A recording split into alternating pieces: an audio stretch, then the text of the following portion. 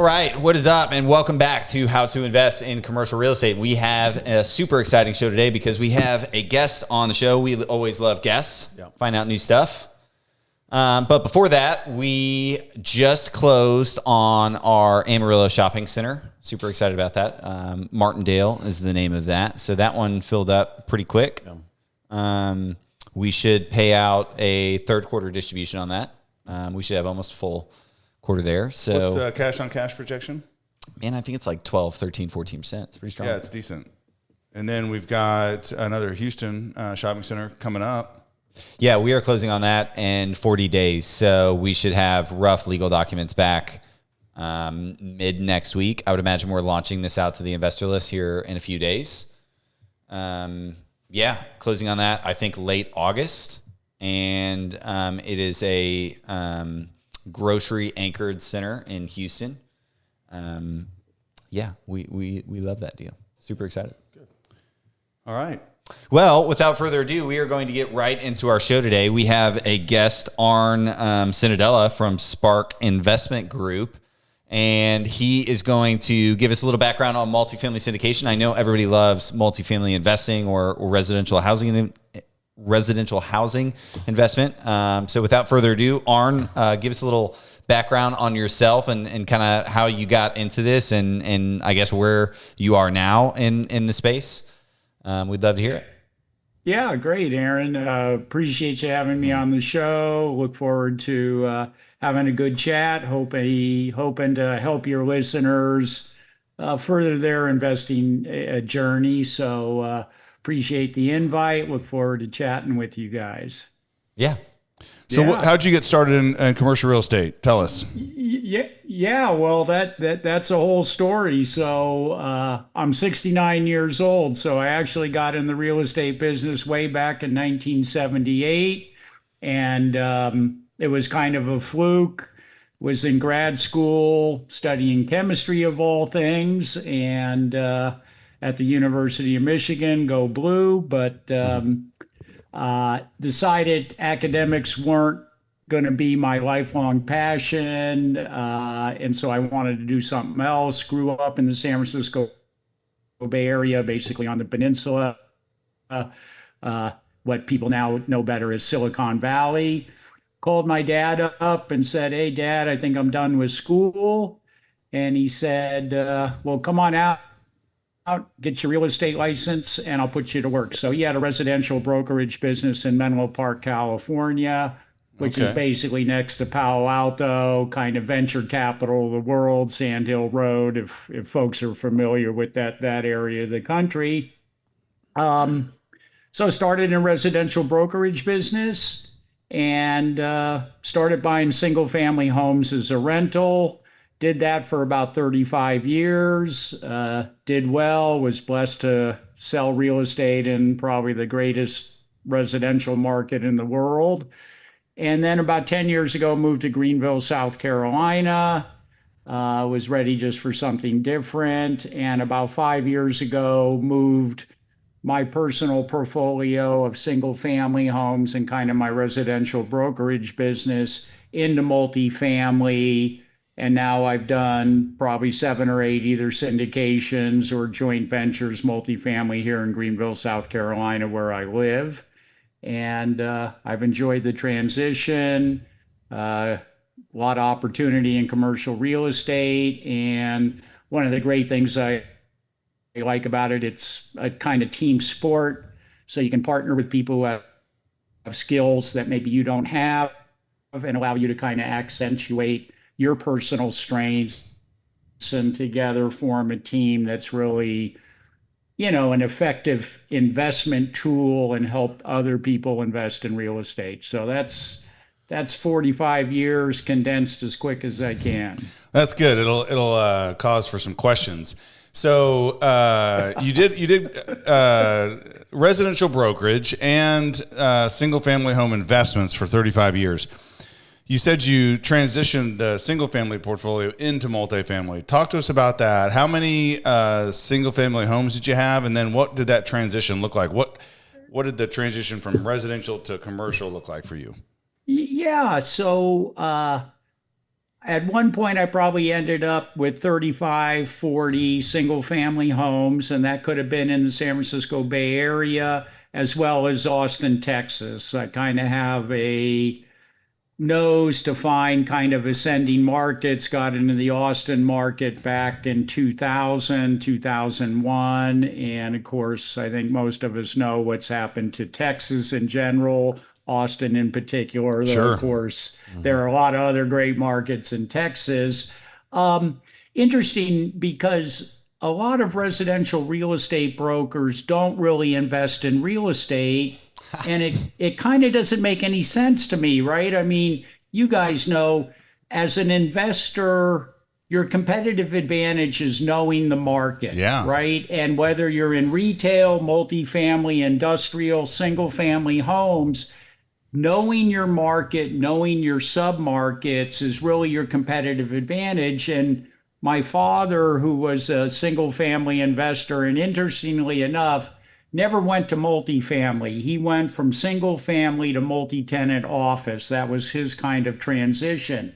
And what he told me when I came to work for him was use the brokerage to create income, use the income to create capital, but if you really want to be financially free and wealthy, you can't do that off brokerage. You can't do it transactionally. You need to use that capital invested in real estate long term. That creates wealth as well as income. So I just kind of followed in his footsteps. Um, and then when I moved to Greenville, I continued kind of the single family rental, but I made friends with a young guy who had gotten into syndications. And right about the time COVID hit, March 2020, I can remember the phone call to this day. He called me up and goes, "Hey, Arn, what do you think is going to happen with rent collection?" So this was about March of 2020 when I think most people finally understood COVID was actually a real deal and something we had to deal with. And I told Mario, I go, "Hey, I don't know. I got my March rent. Call me April 5th and I'll let you know how the rent collection went in April." And at the end of the call, he turned me on to a podcast about multifamily, and essentially, I kind of started consuming those podcasts, and kind of a light bulb went off in my mind. And that started the transition to multifamily a little over 4 years ago. The other part of it was with the single family, I generally did a lot of self managing, at least for the properties that were in the location I lived in. And I got less enamored of that. So I had to find a partner who loved the multifamily, or sorry, loved managing property. I love kind of hunting deals, networking with people. So that's what I do. I'm the deal finder. I'm the hunter. But I need somebody to kind of operate the day-to-day thing. And when I found him, that's when I kind of moved to multifamily. And from there, I started selling single families, transitioning the cash into multifamily. So that's kind of what I did. Your multifamily is existing properties, is that right? Or are you developing? We have not done any ground up development, but what we've been on to recently is buying new construction at CO from builders. So, as you know, multifamily volume has dropped quite a bit. And if you think about a property that somebody's owned for 4 years, maybe they got 4.5% debt on it, and it produces a certain NOI. Well, if I'm to buy that property, I got to pay 6.5 now. It's the same NOI, but I got to pay 6.5% debt. So the property's actually worth more to the existing owner than it is to me as a new buyer. And that's why multifamily sales volume has gone way down. And so I started to think, well, who are the motivated sellers in this market? And I would say it's builders, right? Builders build to sell, they take their profit, they go on to the next deal. So our last couple deals have been small build to rent duplex communities where basically we sign a forward purchase contract and buy them at completion. And we've now completed maybe 3 of them, and we're happy with that. We still look at existing product, but there's still kind of that price differential, at least in the multifamily space, that makes it hard to buy existing assets. The other thing is, I probably don't have the gonads to do ground up development. I'm an old guy, old school, and I'll leave that to people who know development a little bit better than I do. Interestingly enough, you mentioned that the existing owners may have a lower interest rate, so their value is different for them than it is for a purchaser. But with new construction, they're going to have a construction loan that's going to be at 7.5%, 8.5%. So that matches up well with today's rates. So you don't have a big drop off in value there. Correct. And, most builders, developers, they're not really long-term buy and hold investors. It's not what they enjoy doing. It's not what rocks their boat. It's not how they make their wealth. And so I think it's a good fit because I'm very much kind of a long-term buy and hold investor. Flipping apartment buildings was kind of all the rage back 2019, 2021. I think that was a historic anomaly period where I think now the investing is going to go back more to kind of this long-term approach, which is what I've always been taught and kind of what I've done.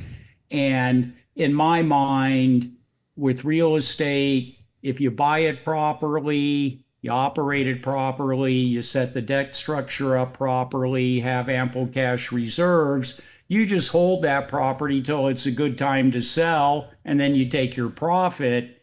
The only people who ever get hurt in real estate are those who kind of get over leveraged, can't afford the property, and then maybe forced to sell in a down market. So if you don't allow yourself to get in that situation, 5, 7, 10-year period, you're almost bound to win. And that's kind of how I do it. So talk to us about your syndication setup. Did you have investors or did your partner have the investors? How did you go about finding them? And then after that question's answered, talk to us about the structure of your syndication so our listeners can understand, how other people are syndicating deals. Sure. Great question. So I have a long career in real estate. I have a good database of people in the San Francisco Bay Area, fairly wealthy area.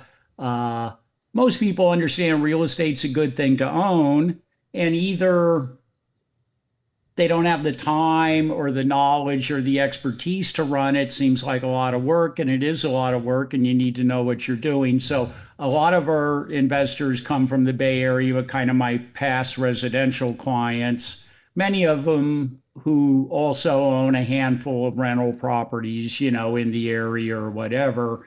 My partner, Brian, is a property manager who maybe manages about 500 single family units in Greenville.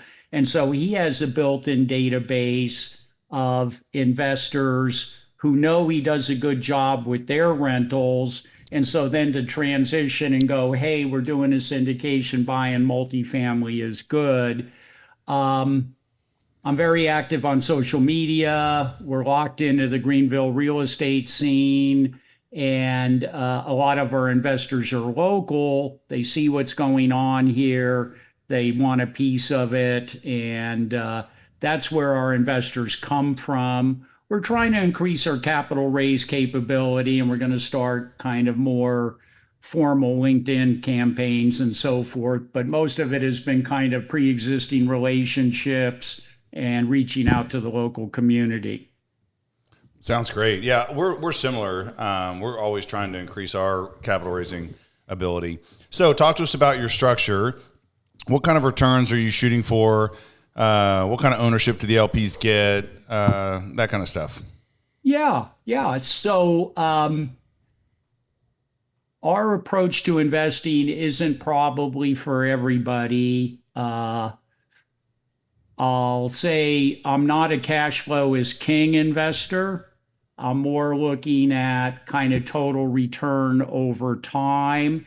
And I'd say I'm also a little conservative. So I'd say I'm more kind of core plus type investor as opposed to a heavy value add. And of course, my approach resonates with a certain subset of investors and doesn't work for other investors. And I think as you develop business and look for investors, you have to understand your approach isn't going to appeal to anybody. Find the people that like the way you're going about doing it and really double down and work with them. So we generally use low leverage fixed rate debt. So we don't have any problem putting 40% down, 45% down.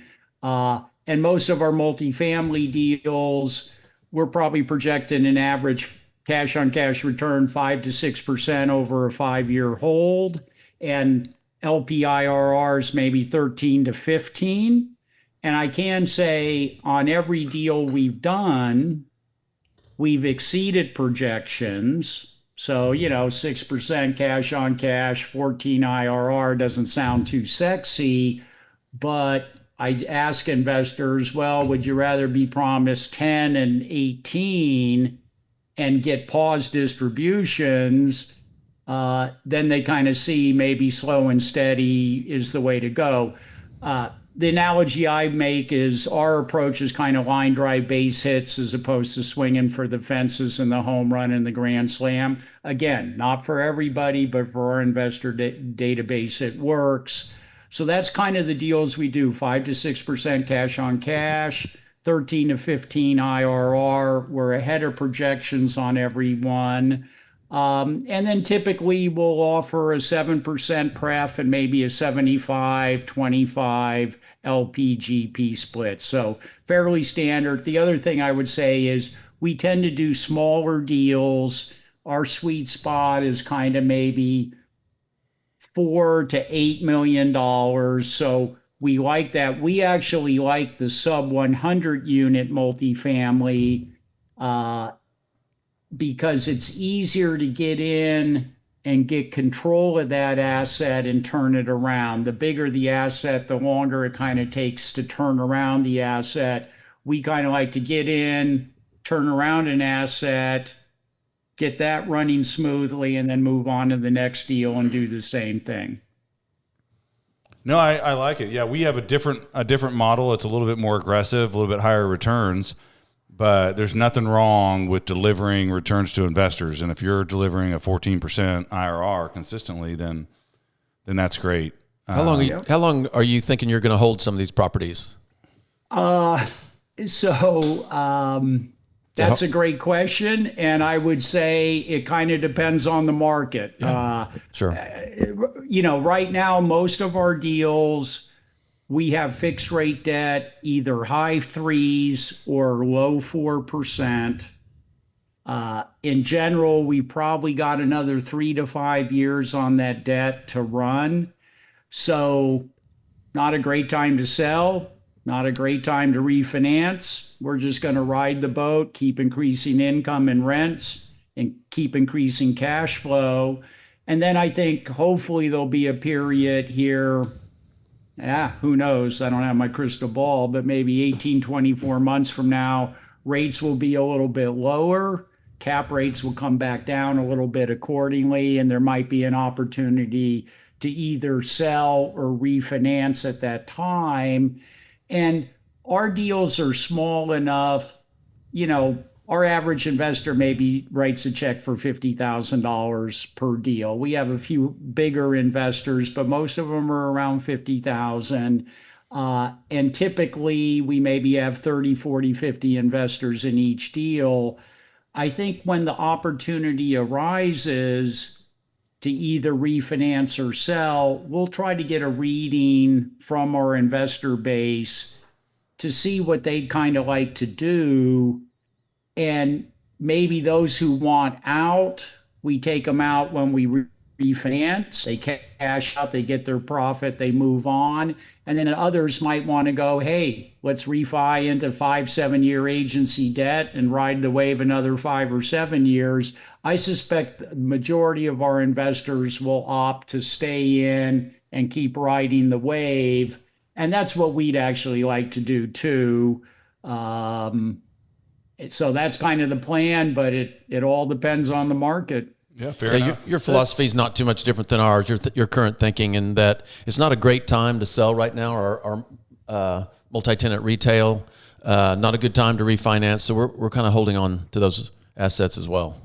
And the beauty is, if they're cash flowing and performing, Yeah. and you're sending distributions to the investors, sit Yeah. back a little bit and enjoy the wave. I mean, unlike some people in the multifamily space who are pausing distributions and or asking for more capital, that's a nightmare as an LP. Yeah. But as an LP in one of your deals, if I'm getting my distribution, everything's going good, I'm a happy camper. Yeah.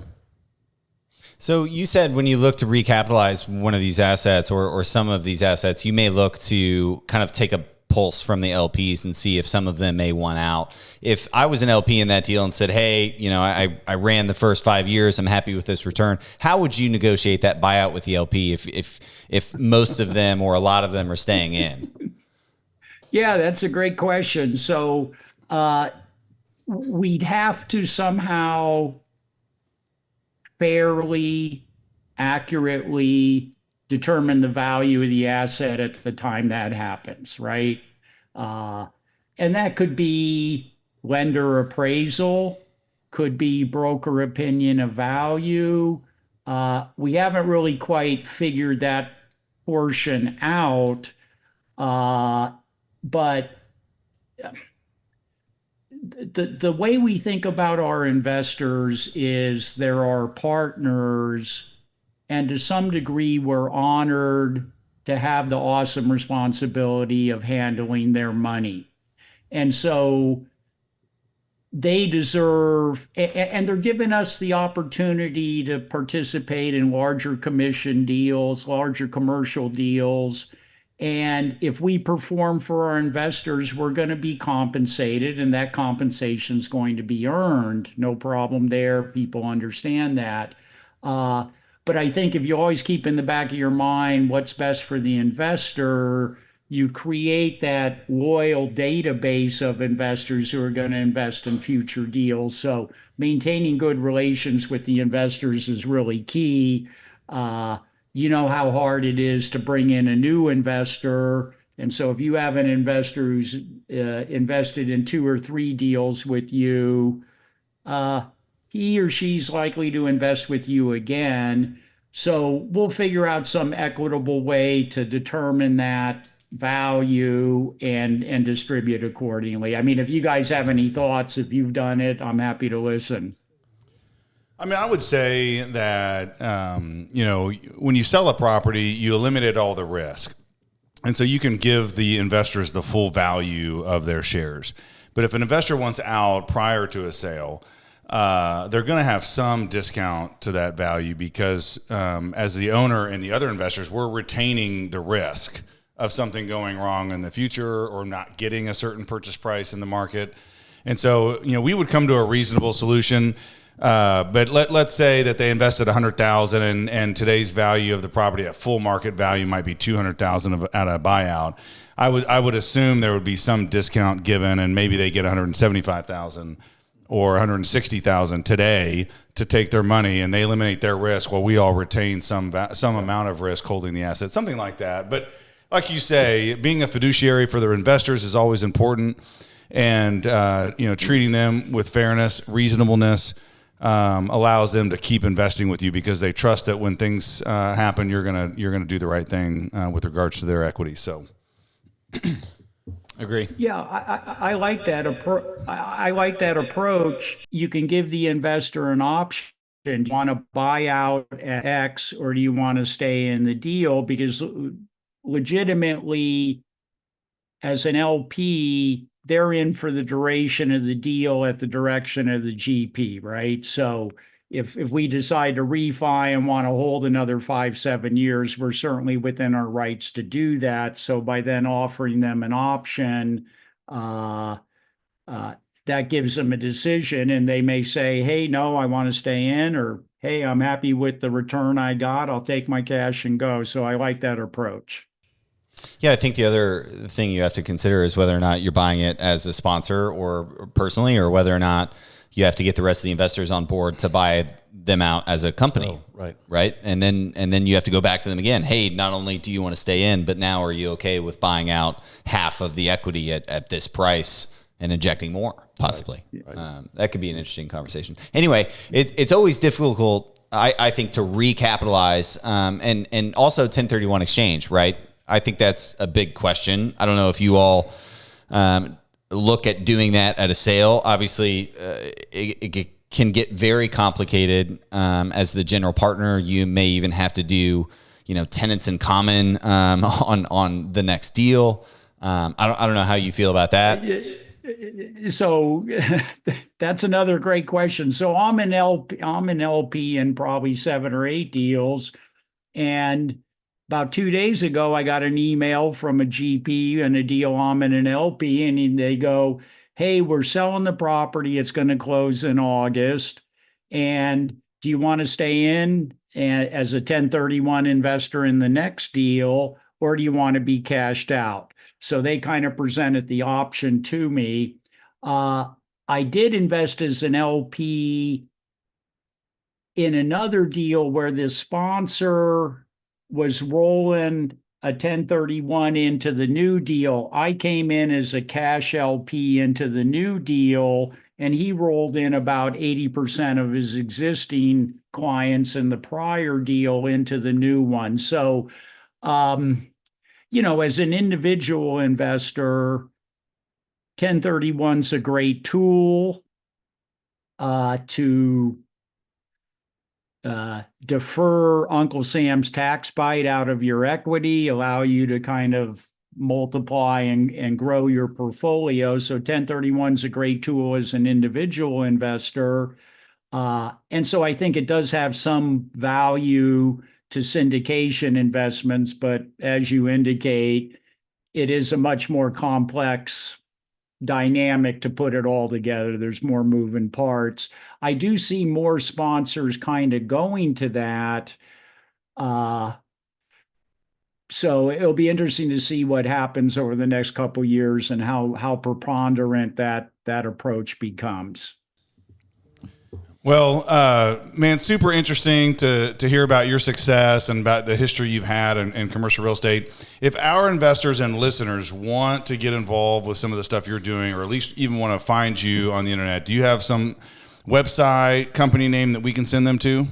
Yes, appreciate the question and the opportunity. So it's Spark Investment Group. I'm very active on Facebook or LinkedIn, either under Arn Cenedella or Spark Investment Group. Website is simple, investwithspark.com. And so people can find me, and we pretty much stick to Greenville, South Carolina, where I live. Behind me is a bridge in downtown where there's a river and a waterfall. So we have a narrow geographic focus, but within that geography, we'll buy 70s product to new product. So it's more about the geography and our local knowledge than we buy assets that make sense to us. Yeah, good. I love that. Yeah. I love that. I think that's a super intelligent move. And I see a lot of people around here, specifically in Tulsa, that only buy in Tulsa, right? Tons of people. But anyway, Arn, thank you so much for coming on the show. I think the listeners will get a ton of value out of today's conversation. And everyone else, we will catch you next week on how to invest in commercial real estate. Thanks, guys. Thanks.